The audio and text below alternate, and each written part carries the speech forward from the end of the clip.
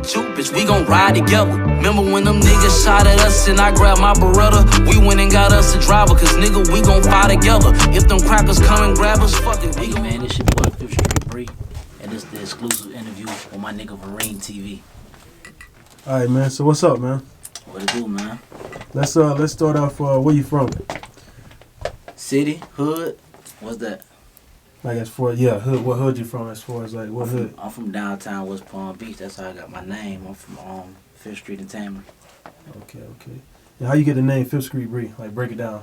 Just, I was the youngest one in the hood, you feel me? So I used to be on the block and they'll see me there, then they'll see me in school and they were like, you the boy from 5th Street. And just somebody just started calling me 5th Street and it just kind of stuck with me.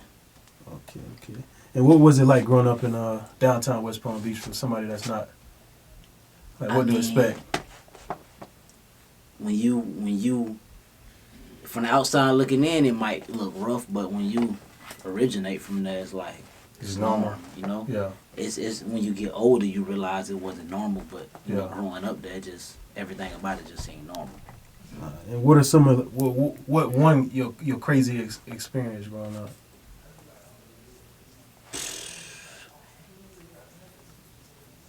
Damn. It's a lot. I mean, the craziest thing you gonna see in the hood is death. Yeah. It's like any given day you liable to hit some shots and go around the corner and just see a bit dead. Yeah. It don't slow it down. It ain't how it used to be, but that's about the craziest thing you gonna see. Okay. Now the 5th Street landlord. First of all, let's the name. Yeah. Like that's like what made you name it? The landlord. The landlord is like the tenant that usually run the property. So it's like you feel like you. I just feel like I'm that nigga. Like I pay my dues out there. So that's like they named me after the street. So you got a couple of people featured on there. You got DKE, PC Tweezie, Young Boy, a couple of other people. Now how did the feature with One Hot? Bam. How did the feature happen with NBA? He was down here for a show. Yeah. So it's like, when niggas down here for a show, that's when you catch them. They like, they'll give you a deal. They'll give you a deal on because they in the city, you feel me? Like, he was in the city. I knew the person that was bringing him. We kind of just pitched him a little deal and he bid on it. So it was like, fuck it. Okay. He came to the studio. He dropped that bitch in like 20 minutes. And what type of feedback are you getting for the mixtape? Believe it or not, I'm like, because I tell everybody, Palm Beach rough, man. Palm Beach. Come up. Yeah. Not even that, it's rough for them to like embrace your music, because especially when they so used to you as a person, they see you all the time, like they look at you like, that's just such and such from the hood. But they actually like, they embrace it and fucking with it, you feel me? Yeah. Mm-hmm. Okay. Now what song you think gonna take you think the fans is more like gravitated to? Cold World. Even though it ain't the one that's like getting played in the club, it's the one they relate to the most. Like Cold World? Okay, yeah, Cold World. It's like relatable. If you from the streets, you're gonna relate to Cold World. Okay. And now, on one of the songs, you mentioned that you from downtown, but your daddy side from the Raw. Yeah. Now, what's the big difference between downtown and the Raw? Like what? It's like years ago they was rival hoods. Like like downtown and Revere. Like if you were from downtown and you bumped into some niggas from Revere in the club. Even when I was in high school, like they was rivals. Like you feel me? So it was like them two hoods never really coexisted, and it's like I'm from downtown, my mama, but my daddy and my daddy's side from Revere, so I kind of like got the best of both worlds, so like I never really had to go through all that, Okay. I even like, it's crazy because I remember I didn't know all my cousins at first, so when I first got in the streets, I was in the club, and I got into it with these little dudes. Well, they got into it with my little brother. And, we was getting ready to get into it, was having words, and my cousin was like, what you doing? I'm like, man, this nigga tried me, like, man, that's your little cousin. Yeah. And I ain't know him, and, but after that, we ended up meeting each other. We got straight after that. Like, I had to go and, like, meet my people, because they was in the streets, I was in the streets, and our hoods was already rival hoods, and we ain't want none of that go off. So it's like, we just met up and just squashed that shit. And how did you link up with PC Tweezie? Like, was it on some music type shit or some street? Once again, PC Tweezie, when he first got out of prison, he was doing music with my cousin from Revere. Yeah. One of my cousins. And my cousin knew I was doing music. He like, man, I got this nigga named Tweezie, man, he fresh. I said, I heard a dude. And we linked up and bitch bro hard, and we've been straight ever since then. Okay. Now let's go back to the beginning, PCC. When did you like first start making music? Like at what age when you like, okay, I'm gonna do this? I think I had to be like 21 or something, some shit like that, 21, and it was just cause Van Damme, he used to be with us, and we used to always take him to the studio. Yeah. And everybody started recording with him, and I was like the last one because I was always in the streets. Like, I pop up in and out and just, And then how niggas be talking, like, yeah, nigga, we snapping, like, nigga, you can't do this. And then, nigga, I can do that shit. That shit ain't hard. Y'all just making some words rhyme. Like, well, nigga, do it then. Went to the studio, dropped some shit. They like, bro, that shit hard, bro. So, they just kind of convinced nigga to keep doing it. Like, a month later, I went back and listened to my first verse I ever did. I was just like, y'all was saying this was hard. Like, I sound nervous as fuck. I just went, but it showed me like in a month how much I had grew. Mm-hmm. So I just went back and just like re-recorded all my old shit and just kept going from there. And the shit got better and better. And when did you meet Van Damme? Like, was it before the PCC movement? Or I met Van Damme when he was just a solo artist. He was fucking with Double E, God bless the dead, my homeboy, Cook 'em Up label. And he was like, yeah, man, they had this condo. Yeah. And Cook 'em Up used to always be like, hey man, take Van Damme and God bless the dead, spro some weed. But them was already my niggas. I used to always pull up, they just spro was crazy, and I used to pull up, bring them some weed and shit like that. Yeah. And that's how we got close. Like, we already knew each other from the streets, but it was like, what's up? On a what's up basis, like mutual respect type shit. They was from 6. They was from the street over, but on the hill. You feel me? So like every now and then I used to go up there and chill with them boys, but my cousin was from 6. So I used to chill with like Spro them and all that. I ain't know Van Damme like that. It was on a what's up basis. But when he started dealing with my homeboy Cook 'em Up, that's when I got to meet him. Okay. So who came up with the idea of the PCC? Like who? Mike Check.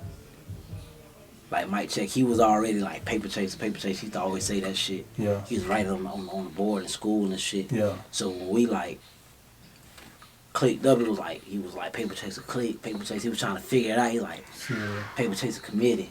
It was just like that sound good. You feel me? And we kind of stuck with it. Like, and we were just doing it just to do it. Like we weren't taking it serious. Like, well, I wasn't. I know Van Damme always took music serious, but I wasn't. I ain't. To my eyes, Van Damme was a superstar, so I'm like, bitch, ain't nobody gonna take us serious. They just want to hear Van Damme. But the shit ended up popping off, Okay. And what role did Cook 'em Up play, like at the beginning of your career as an artist? I mean, Cook 'em Up was like a brother. Like it ain't never felt like no CEO boss man. It was always just like some brother shit with me and him. He always made us feel like that. It wasn't never like no, y'all do this. It was just like, this what y'all gonna do? Alright, I'm gonna pay for it. It was always like that. Okay. That's how it was with him. It wasn't never no flaw shit. This what y'all doing, I believe in y'all, I'm gonna pay for it. And what your last memory of Cook 'em Up?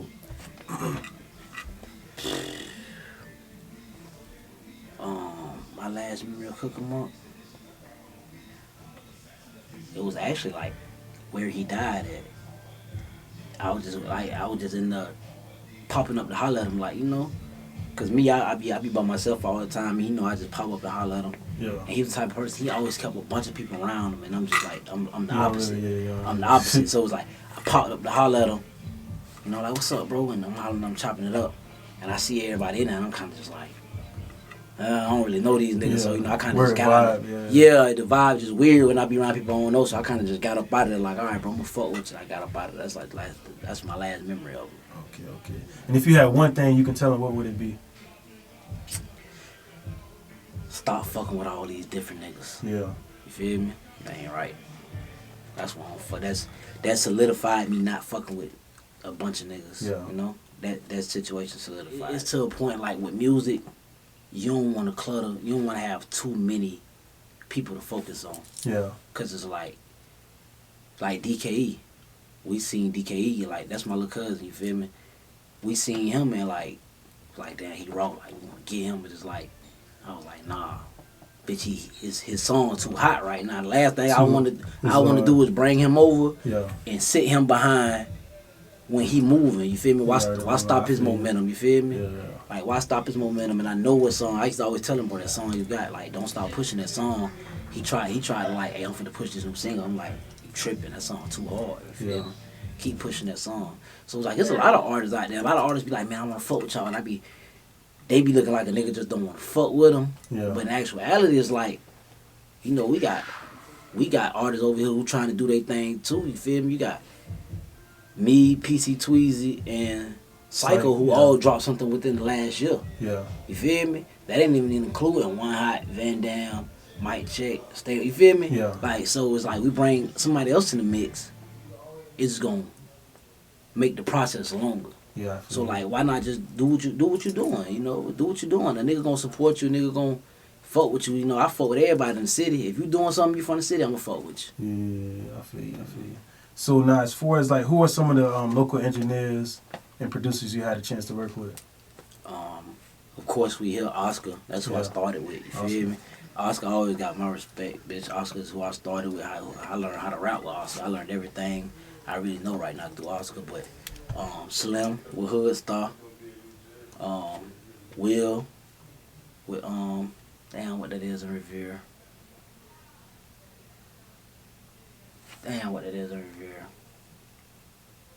But my boy Will and Everett. And what that shit called? I didn't Wellington. A-Flux. A-Flux. Everett. A-Flux. That's like them three people is who I'm fucking with right now. Lottery, okay, Will with Lottery, that's what it is. Okay. Don't fuck me up, Will. Yeah. I just got mine fucked up. But yeah, them like the three main ones in Palm Beach who I fuck with right now. Everett, Will, and Slim at Hood Star Lottery and A-Flux. Okay. And what about your favorite cameraman you had a chance to work with? Cameraman like for videos? Videos, studio sessions, can be whatever. I ain't really got no favorite. I work with everybody. Yeah. You know, my God bless the dead, Cook 'em Up son, Double E. He doing this thing right now. Like he fought with the graphics and shit, like for the videos. Ike TV. He did my last video, Cold World. Hookman Jones. J Kid. You feel me? And this dude named Yin. He take pictures of shit. He raw. I've been fucking with them. That's like who I've been fucking with lately. Okay. And who are some of the artists in the cities that you haven't had a chance to work with, but you feel like y'all like catch a vibe in the studio? Young Cali. Damn, this will fuck me up because I got so many names and I just went blank. I remember Young Cali because I literally just talked to him yesterday.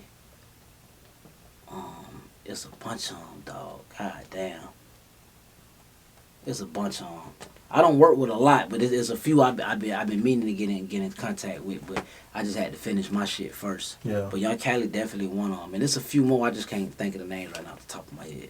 Okay. And what's like one thing that people always think about you, but it's not true? What would you say? They think I'm a stuck-up ass nigga. Yeah. They think like when they see me like I'm the most down-to-earth nigga you gonna meet. You know, like I come from the slums, so like I don't even like niggas who act like that. Like I come from like when I grew up, all my friends was crack babies. You know, I had everything I wanted, but my friends was crack babies, and like that's why they love me to this day. Cause when we was kids, bitch, they can come to my house and play the game and go on my refrigerator. You know, cause bitch, and I never treated them like no different kind of way, cause they parents smoke crack. You feel me? Like that's the most misconception people get about me. They like, oh, that nigga think he all that. I just don't fuck with people. Like, but if you come to me, so you have a conversation. If you come to me and have a conversation like a normal person, you come to me on some tough guy shit. You feel me?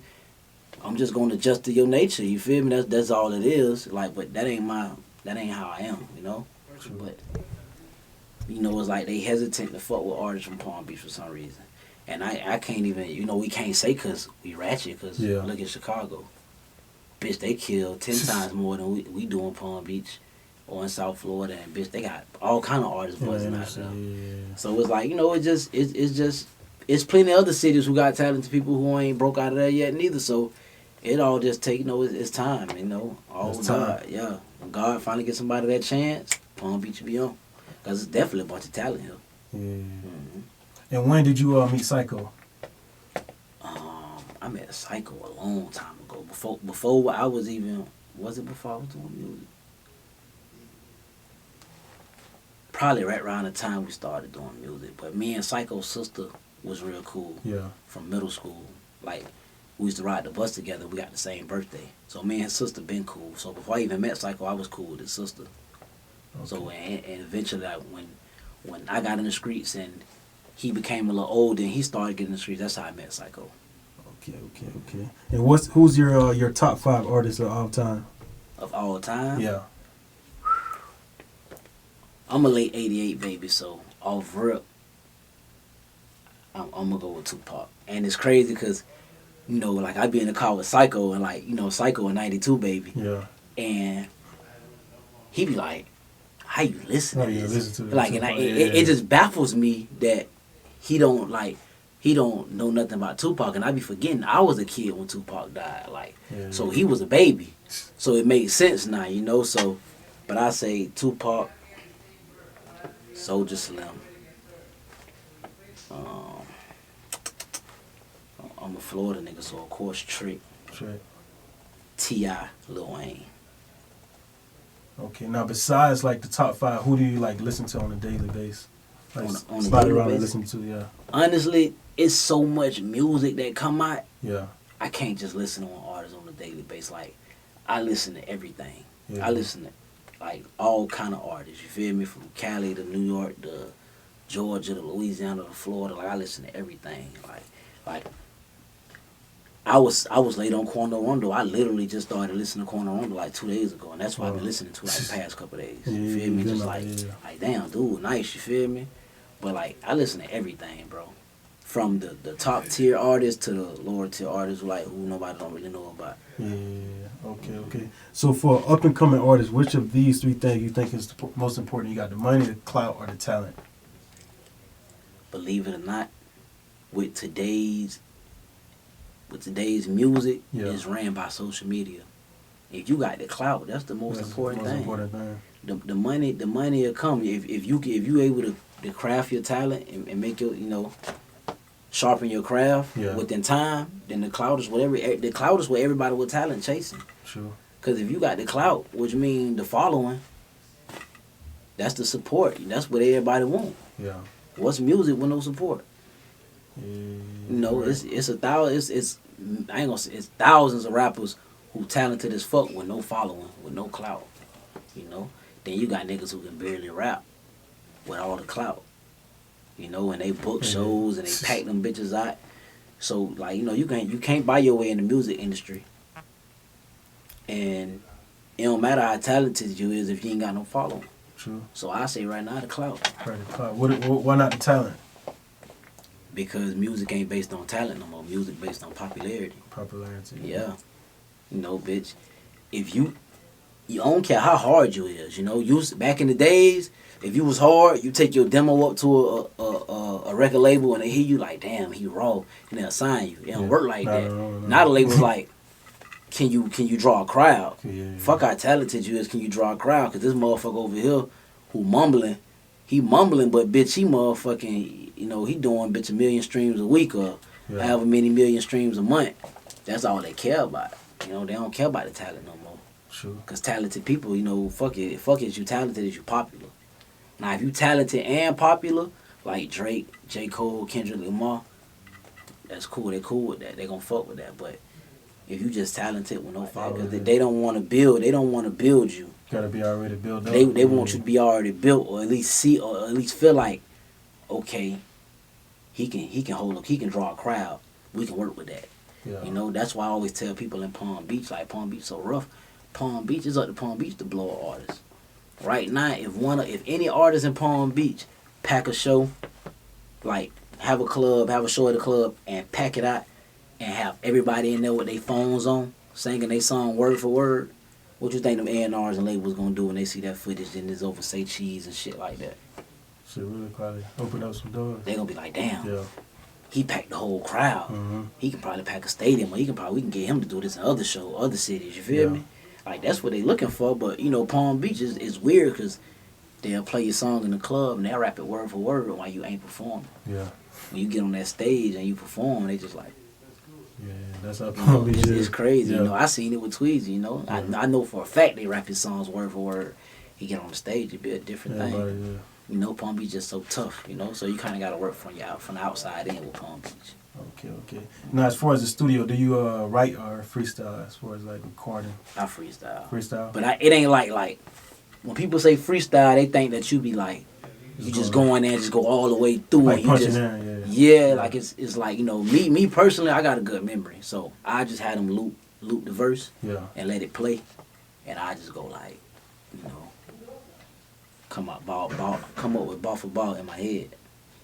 And when I get to like 6-8 bars, I kind of just go in there and lay them 8. Yeah. And then I kind of just go off that vibe and do two. And you know, if I'm doing a 12 or 16 and go from there, you feel me? Then I go through like, okay, I don't like how this bar sound. Take that bar, I'm gonna do that over. Yeah. And then I kind of just like polish it up from there. Me personally, I get stuck when I write. If I'm writing, I get stuck. If I'm looking at it, I get stuck. So it's best to just punch in. Yeah, it's best for me to just go off my good memory and just punch in. And what are some of the things you need in the studio to like catch that vibe? Me? Yeah. I don't need much. I just need a bottle of water because I get cotton mouth. That's it.